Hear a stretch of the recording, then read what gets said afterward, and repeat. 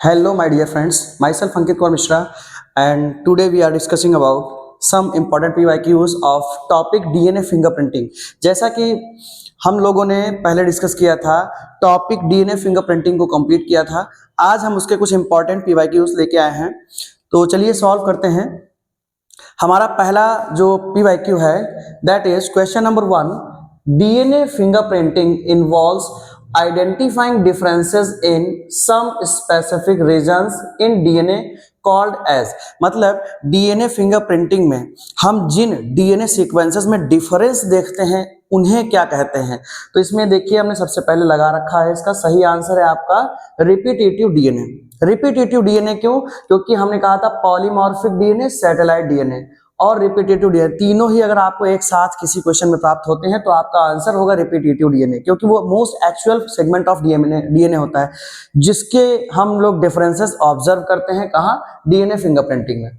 Which of the following, question number 2, which of the following is not required for any of the techniques of DNA fingerprinting available at present। मतलब आज की date में DNA fingerprinting में इनमें से कौन सी technology इस्तेमाल नहीं की जाती है? रेस्ट्रिक्शन एंजाइम, हम डीएनए को कट करते हैं, फ्रेगमेंट्स निकालते हैं, आरएफएलपी निकालते हैं। अगर आपको आरएफएलपी के बारे में जानना है तो पिछला लेक्चर देख लीजिए। आरएफएलपी निकालते हैं रेस्ट्रिक्शन एंजाइम की सहायता से। डीएनए हाइब्रिडाइजेशन, अर्थात डीएनए में आपको याद होगा नाइट्रोसेलुलोज पेपर पर डीएनए जो सेगमेंट हम लोग सदर्न ब्लॉट करते हैं तो उसमें हम लोग डीएनए प्रोब मिलाते हैं। डीएनए के प्रोब अर्थात रेडियो एक्टिव डीएनए को कॉम्प्लीमेंट्री बनाने के लिए कॉम्प्लीमेंट्री डीएनए के फॉर्म में हम लोग अपने नाइट्रोसेलुलोज पेपर पर अपने वीएनटीआरएस के साथ में हाइब्रिडाइज कर देते हैं, मतलब मिक्स कर देते हैं, जिससे हमें ये पता चल जाता है कि हमारे नाइट्रोसेलुलोज पेपर पर हमारा जो वीएनटीआरएस जेन सेगमेंट है वो कहाँ पर मौजूद है। क्यों? क्योंकि हमें अपना तो वीएनटीआरएस ऑब्जर्व होता नहीं, लेकिन रेडियो एक्टिव जो प्रोब हम लोग डालते हैं वो हाइब्रिडाइज होता है, तब हमें वो विजुअलाइज हो जाता है। तो उसे कहते हैं डीएनए से डीएनए का हाइब्रिडाइजेशन, अर्थात हमारे डीएनए में डीएनए यानी प्रोब का हाइब्रिडाइजेशन मतलब मिक्स हो जाना है। पॉलीमरेज चेन रिएक्शन हमने कहा था सिचुएशन बेसिस आप पीसीआर भी कर सकते हैं। अगर सैंपल डीएनए आपके पास ज्यादा है तो कोई बात नहीं, कम है तो आप पीसीआर कर सकते हैं, लेकिन जिंक फिंगर एनालिसिस ऐसा कोई भी टॉपिक हम लोगों ने यहाँ पे नहीं पढ़ा है। क्वेश्चन नंबर 3, तो यहाँ पे जो सेकंड का ऑप्शन होगा which of the following is not required, कौन सा रिक्वायर्ड नहीं है? ये पढ़ते हैं, ये पढ़ते हैं, ये पढ़ते हैं, लेकिन ये नहीं पढ़ते हैं, मतलब हम यहाँ पे जिंक फिंगर एनालिसिस की कोई जरूरत नहीं है। One of the most frequently use techniques in DNA fingerprinting is, इनमें से कौन सी टेक्निक हम लोग किस प्रॉपर्टी को यूज करते हैं? तो हमारा वीएनटीआरएस, एसएससीपी, एससीएआर और एएफएलपी, इन चारों में से हमने डीएनए फिंगरप्रिंटिंग में एक ही पढ़ी थी और वो थी वीएनटीआरएस, मतलब variable number of tandem repeats, ये हमने पढ़ा था। बेसिस ऑफ डीएनए फिंगरप्रिंटिंग, अर्थात डीएनए फिंगरप्रिंटिंग किस पर बेस्ड है, ये चीज हमने आपको लेक्चर में अलग से स्पेशली बताई थी। यहाँ पे है relative proportion of the purine and pyrimidine in DNA, DNA में प्यूरिन और पिरिमिडिन का रिलेटिव जो प्रोपोर्शन होता है उस पर डिपेंड करती है। Relative difference in DNA occurrence in blood skin and saliva, यानी ब्लड स्किन और सलाइवा में जो अमाउंट ऑफ डीएनए पाया जाता है उनके रिलेटिव प्रोपोर्शन पर या रिलेटिव कंटेंट पर, या फिर relative amount of DNA in the ridges and grooves of fingers, यानी फिंगर में जो लाइनें होती हैं उनके रिज मतलब कि उठान पर, ग्रूव मतलब जो खांच होती है, उठान और खांच पर डिपेंड करता है, या फिर satellite DNA occurring as highly repeated short DNA fragments. तो यही चौथा हमारा सही आंसर है, क्योंकि यहाँ पर हम लोग, अगर आपको याद होगा तो पिछले लेक्चर में हमने देखा था कि सैटेलाइट डीएनए को ही हमें ऑब्जर्व करना रहता है, स्पेशली मिनी सैटेलाइट को, ठीक है, occurring as high repeated short DNA segments. ये हो गया आपका। फिर क्वेश्चन नंबर 5 आता है आपका डीएनए फिंगरप्रिंटिंग रिफर्स टू, अर्थात डीएनए फिंगरप्रिंटिंग हम किसे कहते हैं, क्या समझते हैं डीएनए फिंगरप्रिंटिंग से? पहला है molecular analysis of profiling of DNA samples. तो molecular analysis of profiling of DNA samples, यानी डीएनए सैंपल की प्रोफाइलिंग को अध्ययन करते हैं। Analysis of DNA samples using imprinting device, यानी कोई इम्प्रिंटिंग डिवाइस हो उससे हम डीएनए सैंपल को एनालाइज करते हैं। Techniques used for molecular analysis of different DNA, मतलब टेक्निक्स यूज्ड, ऐसी तकनीकों का इस्तेमाल करते हैं for molecular analysis of DNA, मतलब डीएनए के जो मॉलिक्यूलर स्ट्रक्चर है उसका अध्ययन करते हैं। या फिर techniques used for identification of fingerprints of individuals, या लोगों के फिंगरप्रिंट को हम लोग अध्ययन करते हैं, उस तकनीक को डीएनए फिंगरप्रिंटिंग कहा जाता है। तो यहाँ पे सही आंसर है आपका molecular analysis of profiling of DNA samples. Profiling मतलब सीक्वेंसिंग ऑफ डीएनए सैंपल, ठीक है। नेक्स्ट क्वेश्चन हमारा कहता है ड्यूरिंग डेंसिटी सेंट्रीफ्यूगेशन, जब हम डेंसिटी सेंट्रीफ्यूगेशन कराते हैं, बेटा डेंसिटी सेंट्रीफ्यूगेशन का मतलब होता है डीएनए के अलग अलग सेगमेंट्स को सीजियम क्लोराइड में डेंसिटी सेंट्रीफ्यूगेशन नाम की एक प्रोसेस कराते हैं, जिसके आधार पर जो हाई मॉलिक्यूलर वेट के होते हैं सेगमेंट्स वो नीचे चले जाते हैं और जो लो मॉलिक्यूलर वेट होते हैं वो ऊपर आ जाते हैं। तो हमारा सैटेलाइट डीएनए ऊपर आ जाता है और हाई जो बल्क डीएनए होता है वो नीचे चला जाता है। यहाँ कहा जा रहा है कि centrifugation major peaks are found by, तो हम लोग जब सेंट्रीफ्यूगेशन करा होते हैं तो उसके बाद हमें ग्राफ मिलता है, ग्राफ को हम लोग प्लॉट करते हैं, तो जो बल्क वाला डीएनए होता है उसकी पीक ज्यादा होती है और जो हमारा सैटेलाइट या रिपीटेटिव डीएनए होता है उसकी पीक कम होती है।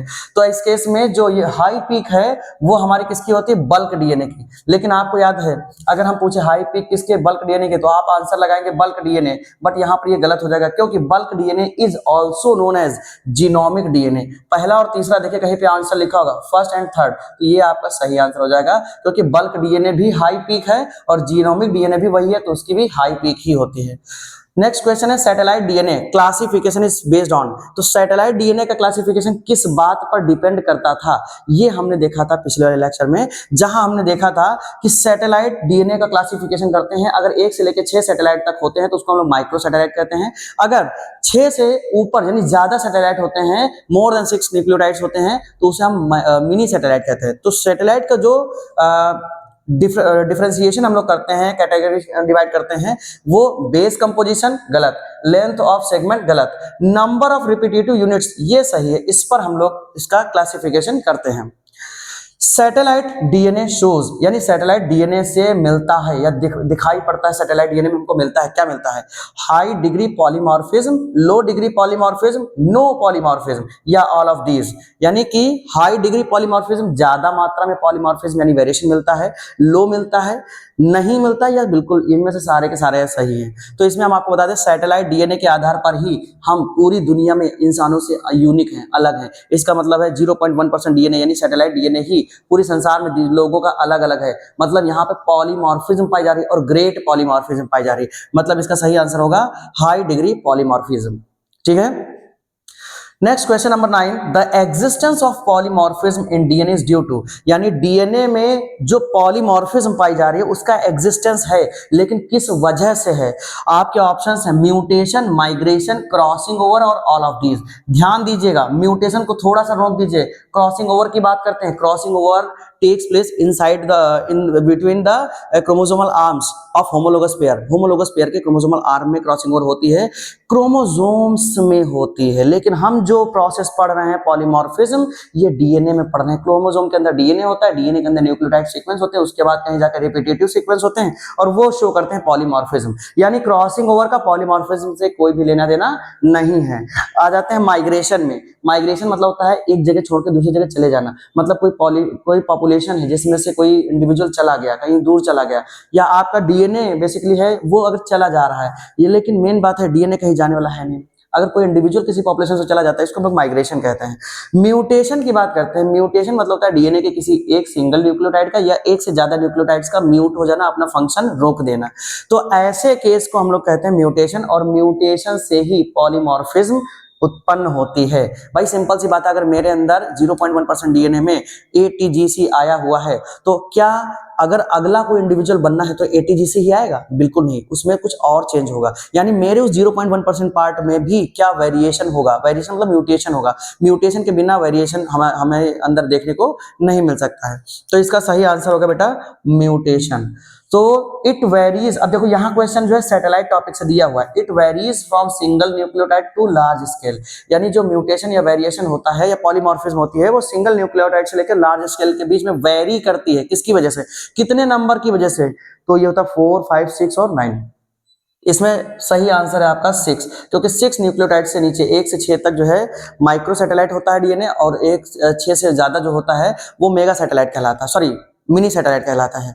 तो यहाँ पर हम लोग नंबर ऑफ रिपीटेटिव यूनिट्स के आधार पर सैटेलाइट डीएनए को हम लोग क्लासिफाई कर सकते हैं। तो इस प्रकार से हमारे ये 10 जो है वो पीवाईक्यूज थे जो काफी ज्यादा पूछे जाते हैं, इंपॉर्टेंट क्वेश्चंस हैं, इनको आप लोग स्टडी कर लीजिए। और भी बहुत सारे क्वेश्चंस आपको अलग अलग बुक्स में हर जगह मिल जाएंगे।